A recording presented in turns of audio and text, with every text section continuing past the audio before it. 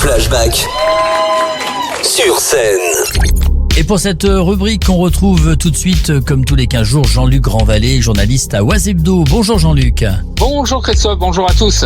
Alors l'année 71, mon cher Jean-Luc, ouvre une décennie qui fut à l'origine de nombreux changements sociétaux, suite logique des événements de mai 68 qui sont encore évidemment dans tous les esprits en cette aube des 70s. Et c'est surtout dans le domaine musical que cette évolution, à défaut de vraie révolution, se fait jour. Ainsi en est-il pour avec un projet qui en étonna plus d'un en cette année 71 et qui malheureusement se termina assez mal. Je veux parler du Woodstock français qui doit se dérouler au cours de cet été. Oui, ne rions pas, car après l'énorme succès du célèbre festival américain de 1969, qui demeure aujourd'hui encore dans toutes les mémoires et reste une référence, tout ce qui compte dans l'hexagone de producteurs, de groupes musicaux et d'organisateurs de spectacles ne rêve que d'une chose, c'est de copier l'initiative de ces fous des USA qui se sont lancés dans une aventure tant promise au départ, à un fiasco quasi inéluctable.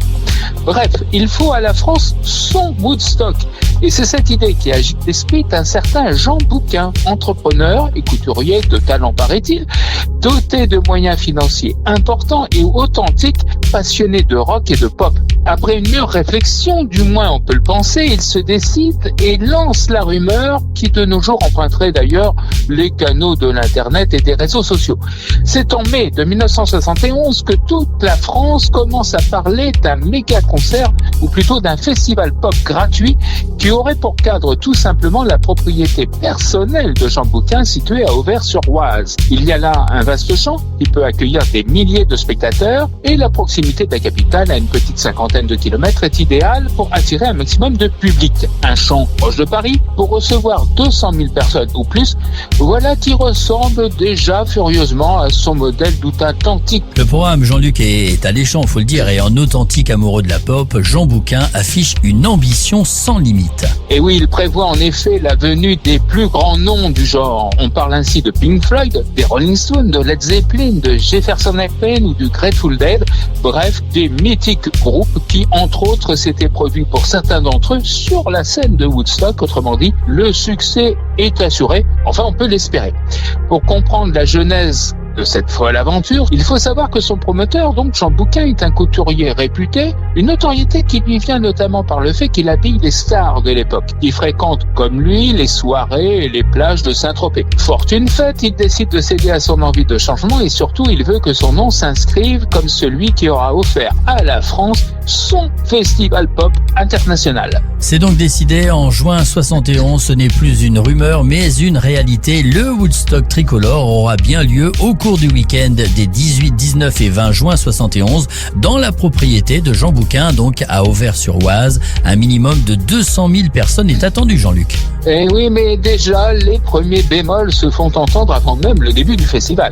Les grands noms annoncés, comme Pink Floyd, font défaut un par un. Jefferson Airplane, qui a manqué la scène de Woodstock, est également annulée, car sa chanteuse, Grace Slick, vient d'être victime d'un accident de voiture.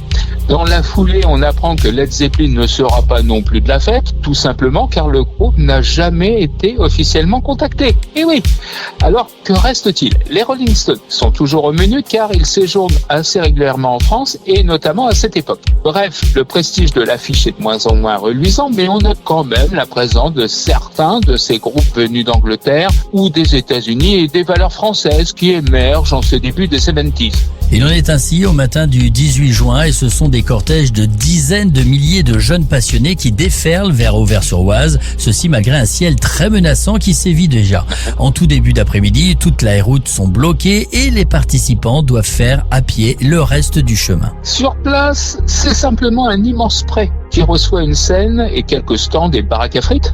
Le concert a débuté quand les 20 000 spectateurs déjà présents sont rejoints au fur et à mesure par d'autres passionnés. Le spectacle est aussi sur la route du festival où les paysans du secteur ouvrent de grands yeux face au long défilé de ces jeunes gens chevelus qui se dirigent comme un seul homme ou une seule fille vers le lieu de la célébration de ce culte musical. Et si l'annonce de l'absence de certains groupes phares provoque des remous dans les rangs, tout se déroule à peu près normalement jusqu'au début d'après-midi où les nuages gris de la matinée se transforment en pluie et même en forte pluie, ce qui provoque l'hilarité chez certains car rapidement le champ se fait boueux, comme à Woodstock 2 ans plus tôt. L'imitation est parfaite, on rit un peu moins quand la pluie incessante se fait de plus en plus forte, si bien que les choses deviennent rapidement vraiment dramatiques. Un premier groupe cesse de jouer et doit quitter la scène qui devient dangereuse, l'électricité disjoncte, privant le spectacle de son et de lumière, les festivaliers doivent faire face de leur côté à un véritable déluge et recherchent vainement un abri. Le piétinement de dizaines de milliers de personnes transforme le terrain en bourbier en un temps record, c'est un spectacle apocalyptique qui remplace celui prévu. Jean Bouquin lui-même, totalement trempé, s'empare d'un micro pour tenter de calmer tout le monde, mais c'est déjà trop tard. C'est un véritable cauchemar que vivent les participants, musiciens et spectateurs. Cette incessante et violente pluie d'orage se poursuit jusqu'au samedi soir. C'est dire que le champ est transformé en incroyable terrain de manœuvre, boueux et gorgé d'eau. Les organisateurs sont contraints d'annuler le festival en cours de nuit. La décision est prise officiellement, la mort dans l'âme, comme le dira plus tard Jean-Claude Camus lors du concert de Johnny Hallyday au Stade de France. Mais si le spectacle est terminé avant même d'avoir réellement commencé, il faut néanmoins prendre en charge les milliers et milliers de jeunes présents déjà à Auvers-sur-Oise. Alors Jean Bouquin distribue de la nourriture et sollicite l'aide des pompiers, de la Croix-Rouge présents sur les lieux. Ils sont plus de 20 000 jeunes affamés mais aussi totalement trempés et gelés car le vent glacial s'est levé aussi. Et il faut se rendre compte qu'en ce début de 1971, les téléphones portables n'existent pas plus que les réseaux sociaux ni Internet, et de ce fait, des spectateurs arrivent toujours à Auvers-sur-Oise, ignorant l'annulation du festival. La police a beau veiller et malgré des panneaux d'information plantés sur les routes, a rien n'y fait. C'est au point que les radios nationales sont mobilisées pour diffuser des annonces régulières, n'empêche que dans un rayon de plus de 10 km, c'est une débandade incohérente sur les routes et les chemins.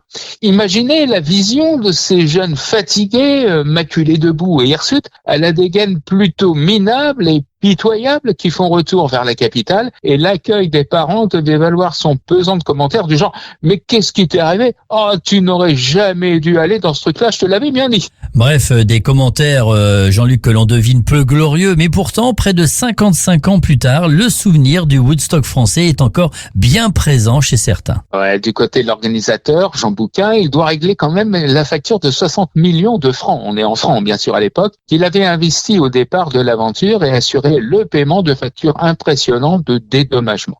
Et si le seul grand nom du rock et de la pop présent fut le Grateful Dead, aucun fan ne put l'applaudir car le concert fut annulé juste avant sa prestation. Ce qui n'a nullement empêché ce même groupe de se produire quelques jours plus tard, presque secrètement, dans un lieu mythique de la musique, à savoir le château d'Hérouville. Cette belle demeure, transformée en studio d'enregistrement par Michel Magne, a vu défiler les plus illustres musiciens. Et cette fois, le Grateful Dead profite de l'annulation du festival d'Auvers pour donner un concert caché devant 200 personnes réunies à l'instigation de Dominique Blanc-Francard, qui avait vu la belle opportunité d'enregistrer la chose pour sa célèbre émission télé Pop 2. Par précaution, une minuscule patrouille de gendarmes, quelques hommes seulement, avaient été dépêchés sur place et les villageois du secteur, ils étaient 175 exactement, étaient invités pour voir un petit peu de près ce qui se passait. Ils n'avaient jamais entendu parler du Grateful Dead, ce qui n'a pas empêché que tout le monde s'est retrouvé à chanter et danser au rythme du groupe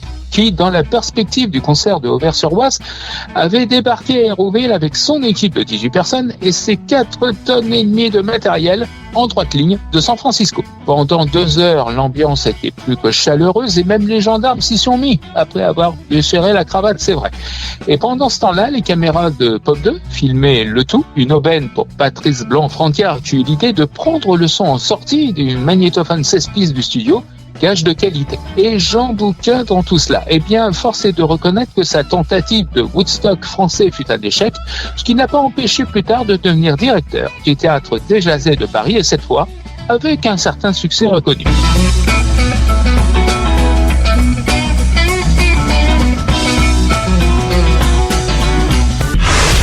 Pour ne rien rater de nos prochains directs, retrouvez toute la programmation sur Open Sky Radio ou directement sur l'application Open Sky. Flashback. Chaque mercredi entre 13h et 15h, uniquement sur Open Sky.